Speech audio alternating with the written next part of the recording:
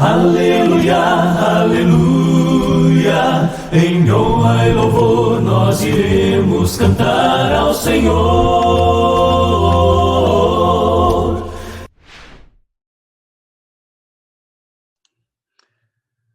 Bom dia a todos, que a graça, a paz e o amor de Cristo possam nos conduzir no dia de hoje.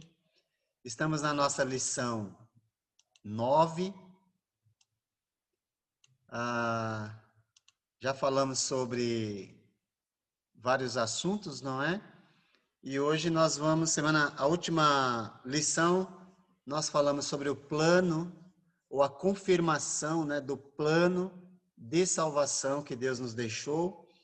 Nós vimos que o plano ele foi ensinado por Jesus e obedecido pelos discípulos.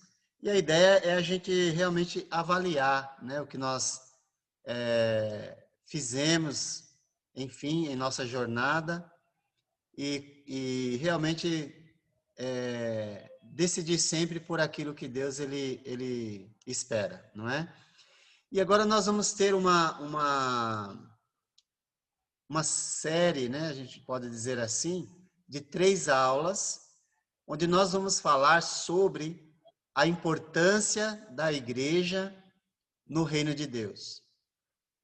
Ou melhor, no plano de Deus, né? No reino de Deus. Mas faz parte também.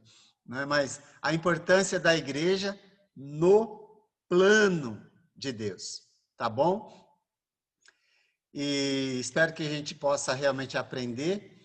Para iniciarmos, nós podemos abrir em Mateus capítulo 16. Mateus capítulo 16, verso 18. Uma palavra, eu diria, bem conhecida, mas que vale a pena a gente iniciar lendo a palavra. Se você já leu esse trecho, você sabe que Jesus, ele havia perguntado para os discípulos, quem o povo diz que eu sou? Né? Os discípulos disseram, um diz que é Jeremias, João Batista, Elias, um dos profetas, né? Jesus não aceitou nenhuma dessas respostas e perguntou para eles, e vocês? Quem vocês dizem que eu sou? Pedro deu um passo à frente e disse, tu és o Cristo, o Filho do Deus vivo, não é? E aí, nós temos o verso 17 diz assim, respondeu Jesus, feliz é você, Simão, filho de Jonas, ou filho de João, se tiver na sua Bíblia João, é o mesmo nome, tá? Porque isso não lhe foi revelado por carne ou sangue, mas por meu Pai que está nos céus. E eu lhe digo que você é Pedro, e sobre esta pedra edificarei a minha igreja, e as portas do Hades ou do inferno não poderão vencê-la. Eu lhes darei as chaves do reino dos céus. O que você ligar na terra terá sido ligado nos céus, e o que você desligar na terra terá sido desligado nos céus. Então Jesus disse claramente que edificaria a igreja dele, a qual ele vai identificar no próprio texto como seu reino na terra. Então, aqui é importante para a gente pensar, gente, porque a igreja, ela não é um substituto do reino, ela não é um acidente, né? Jesus veio estabelecer o reino, não conseguiu, aí colocou a igreja no lugar. Existem pessoas que falam isso, né? Que a igreja, na verdade, não fazia parte do plano, mas sim o reino. E aí Deus veio, mas os judeus rejeitaram, aí colocou a igreja no lugar. Na verdade, nada mais longe daquilo que Deus ele falou. Porque, na verdade, igreja e reino é a mesma instituição. Nós vamos verificar isso nessa lição e nas próximas aí que a gente vai ter sobre esse assunto, tá bom? Esta edificação aconteceu no dia de Pentecoste, que nós vamos falar também sobre essa questão. O que é Pentecoste, né? Pentecoste é uma festa judaica. Nós vamos trabalhar mais isso lá na frente, tá bom? Mas é uma festa judaica que ocorria 50 dias após a Páscoa e que Deus usou esse momento para começar a igreja dele, o reino dele na terra. Isso em Atos, capítulo 2, que vai ser foco de nosso estudo mais adiante, tá bom? Mas, enfim, quando a igreja foi edificada no dia de Pentecostes, nós estamos mais ou menos no ano 30 depois de Cristo, quando Pedro realizou a primeira pregação do Evangelho e usando as chaves do reino. O que é as chaves do reino? Né? A chave serve para quê? Para abrir ou fechar, não é? Então, mas o que é as chaves que Pedro usou? A pregação do Evangelho. Não é pelo ouvir, lembra? Que o homem, ele obtém fé, ou pode obter fé, vai depender dele, né? Mas é a pregação do Evangelho que abre as portas do reino, para a pessoa entrar ou não. Aí vai depender da aceitação dela, tá bom? Mas naquele dia, cerca de 3.000 pessoas, elas foram batizadas, ou seja, elas entraram no reino. E se você abrir em João, abre em João para você ver a sintonia. João 3, do 3 ao 5. É uma conversa muito conhecida também, né? Aquela conversa de Jesus com Nicodemos. Não sei se você vai lembrar, mas naquela conversa com Nicodemos, Jesus, ele falou algo também relacionado a esse assunto. O que diz lá, naquele trecho, não é? João 3, do 3 ao 5, diz assim: em resposta, Jesus declarou: digo-lhes a verdade, ninguém pode ver o reino de Deus se não nascer de novo. Nicodemos ficou confuso. Aí ele perguntou: como alguém pode nascer sendo velho? É claro que não pode entrar pela segunda vez no ventre de sua mãe e renascer. Respondeu Jesus: digo-lhes a verdade, ninguém pode entrar no reino de Deus se não nascer da água e do Espírito. Então, como é que alguém entra no reino de Deus? Bom, muito claro, precisa nascer de novo. Como é que alguém nasce de novo? Sendo batizado. Então, quando você nasce da água e do Espírito no batismo, você entra no reino de Deus. Essa mensagem está perdida, né, no meio religioso, porque faz distinção entre a igreja e o reino. Quando Jesus falou de uma mesma instituição por dois nomes diferentes, não é?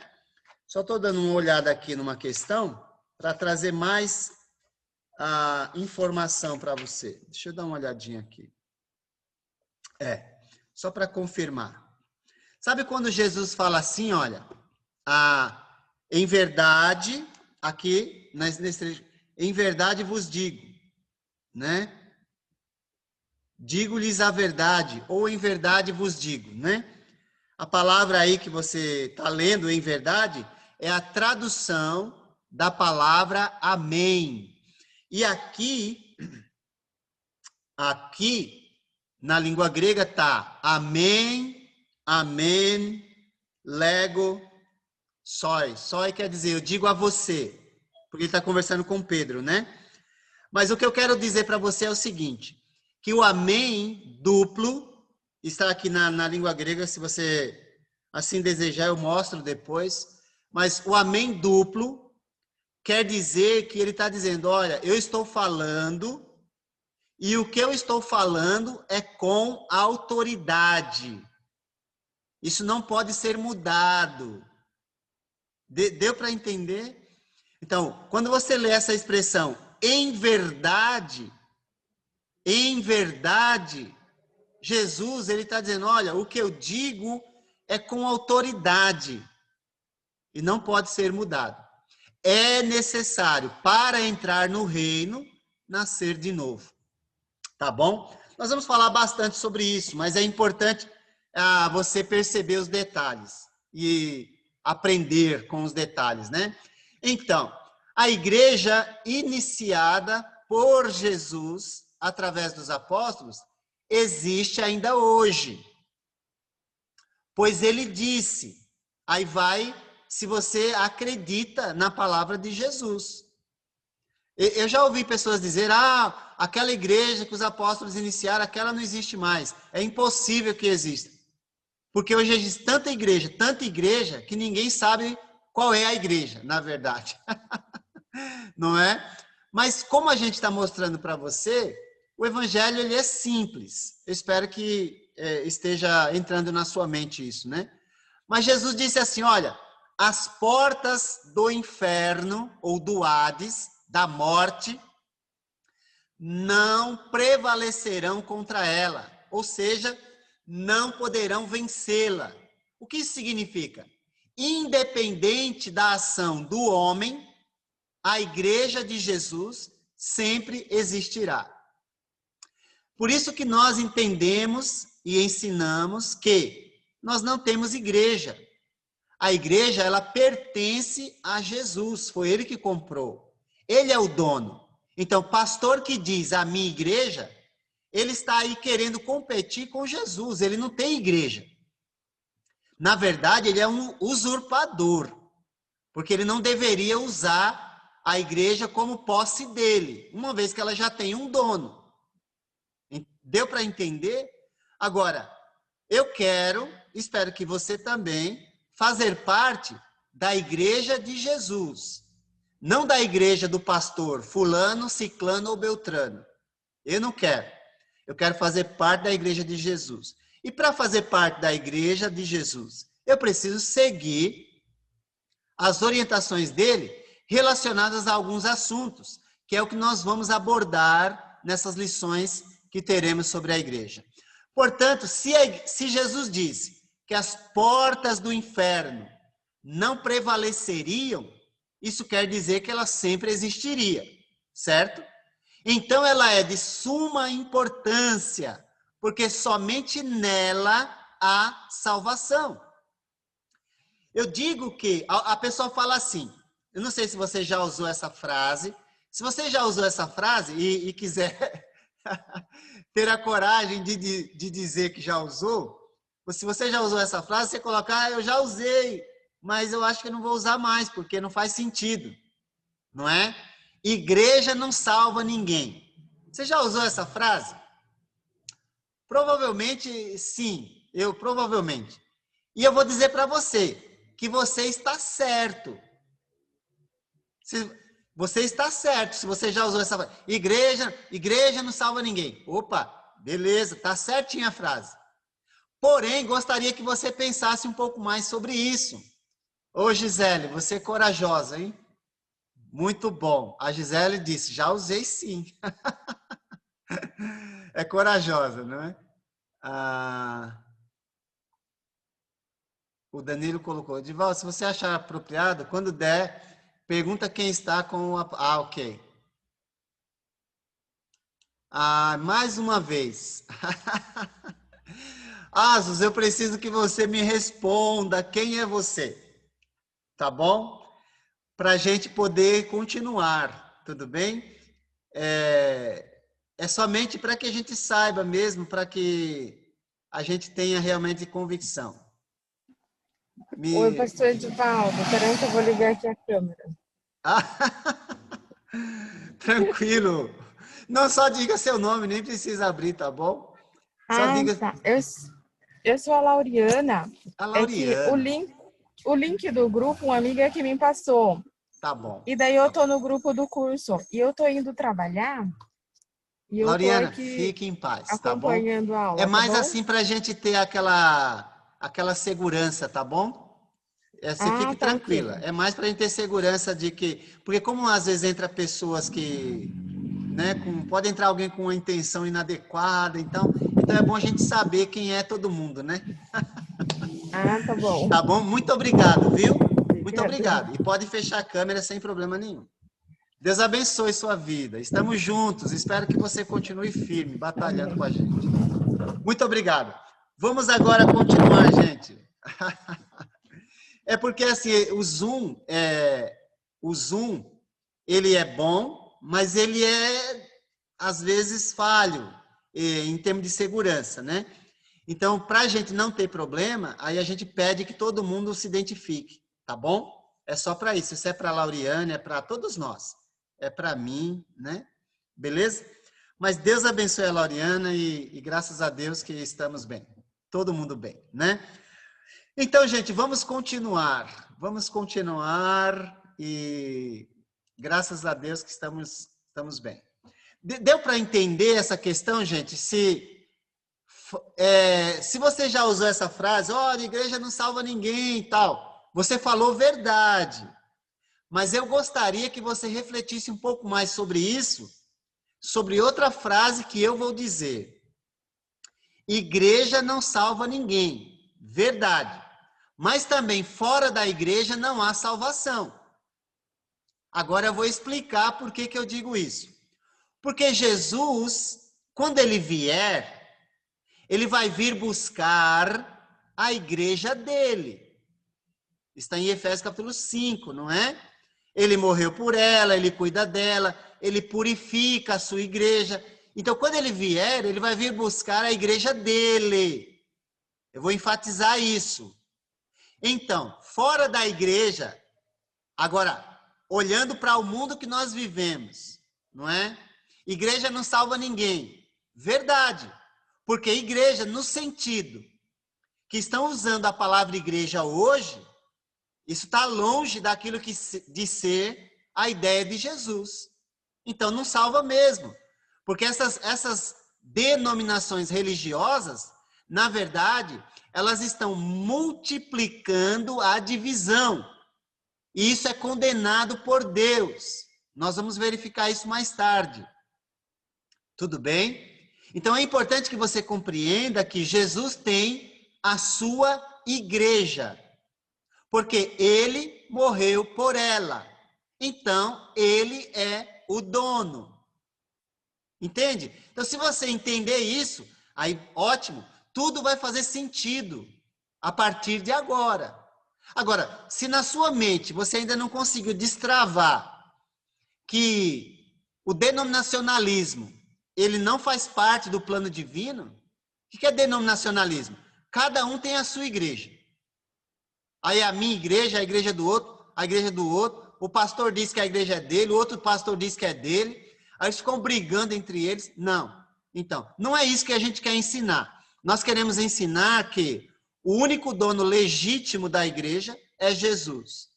E quando ele vier, ele vai vir buscar a igreja dele. Não vai vir buscar a igreja do Pedro, não vai. A igreja do João, a igreja... Não. Ele vem buscar a igreja dele. Espero que isso esteja claro, tá bom? A igreja faz parte do plano de salvação, certo? Perfeito! Deixa eu ver quem escreveu, a Giovana. Giovana, perfeito. Por que a igreja faz parte do plano de salvação? Abra comigo em Efésios, então, Giovana e demais. Giovana e demais. É só para responder a pergunta da Giovana, tá? Ótimo. Mas veja bem, eu espero que vocês compreendam que a igreja faz parte do plano de salvação, havendo compreensão do significado do que é igreja. Não aquilo que você está vendo hoje, na modernidade, não é? Igreja A, igreja B, igreja C, e uma diferente da outra. Não, isso não. Não é isso que é igreja. Isso é divisão. Isso é denominacionalismo. Nós não fazemos parte, nem queremos também, do denominacionalismo. Talvez por isso que alguns criticam a gente bastante, né? Porque a gente não faz parte e nem se junta com essas ideias que existem por aí. Efésios capítulo 5, dá uma olhadinha comigo, a partir do... Lembra que nesse trecho Paulo está fazendo uma comparação do casamento com a igreja, o relacionamento de Cristo com a igreja. Aí ele vai falar da submissão da mulher para com o marido e da submissão da igreja para com Cristo. Ele vai falar do amor do marido para com a esposa, tá ok? E do amor de Cristo para com a igreja. E aí ele diz assim, olha, no 25, eu vou ler do 25 para frente. Maridos, ame cada um a sua mulher, como Cristo amou a igreja e entregou-se por ela. E entregou-se com um propósito. Dá uma olhadinha, olha. Para santificá-la, tendo-a purificado pelo lavar da água mediante a palavra, para apresentá-la a si mesmo como igreja gloriosa, sem mancha, nem ruga ou coisa semelhante, mas santa e inculpável. Então, como é que Deus vai apresentar a igreja, ou melhor, Cristo vai apresentar a igreja quando ele vier? Como é que ele vai apresentar? Santa, inculpável, sem defeito. E como é que ele faz essa purificação? Pela palavra, tá ok? Olha agora no 23. Pois o marido, vou ler o 22 ou 23. Mulheres, sujeitem-se cada uma a seu marido como ao Senhor, pois o marido é o cabeça da mulher, como também Cristo é o cabeça da igreja, que é o seu corpo, do qual ele é o Salvador. Deu para entender? Então, com certeza absoluta, eu não tenho dúvida disso, a igreja faz parte do plano de salvação. Ou seja, Giovana, você lembra quem é que acrescenta à igreja? Quem é que introduz o novo membro no corpo? Aquela pessoa que foi batizada hoje, quem é que acrescenta ela à igreja? Isso mesmo. É o próprio Jesus. Lá em Atos 2:47, lembra que a gente leu? Lá diz que é o Senhor quem acrescenta. Então, se você faz parte de um grupo que o pastor disse que é ele que acrescenta, que agora você precisa da carteirinha, enfim. Olha, eu acho que é bom você pensar um pouco mais sobre isso, tá bom?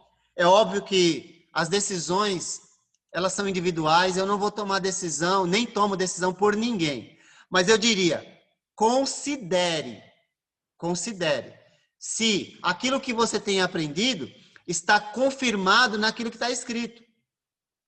Eu não quero, já disse para você em certa ocasião, eu não quero que você me siga, não quero que você siga a minha igreja, porque eu não tenho, né? Então, você nem vai conseguir também. Eu não tenho igreja, então você nunca vai seguir a minha igreja, porque eu não tenho. Mas é para seguir Jesus. É para seguir a igreja de Jesus. É para seguir a palavra de Jesus. Tá bom? E certamente, se você fizer isso, nós vamos caminhar junto, não é? Mas se você seguir a igreja do fulano, do ciclano, do beltrano, vai ser um pouco difícil, na minha opinião. Qual seria a verdadeira essência, então, que provavelmente se difere do que sabemos hoje sobre igreja? Opa, Giovana, pergunta boa, hein? A Giovana faz cada pergunta boa. Eu espero, Giovana, que essa pergunta ela seja respondida na sequência da aula. Eu espero. Se ela não for respondida, aí você me fala. Guarde ela, tá bom? Guarde ela, porque naturalmente é para ela ser respondida. É uma boa pergunta. Qual a essência, não é? Da igreja? Vamos ver. E aí a gente vai ler a palavra e espero que isso seja respondido. Tá bom? Eu espero que sim.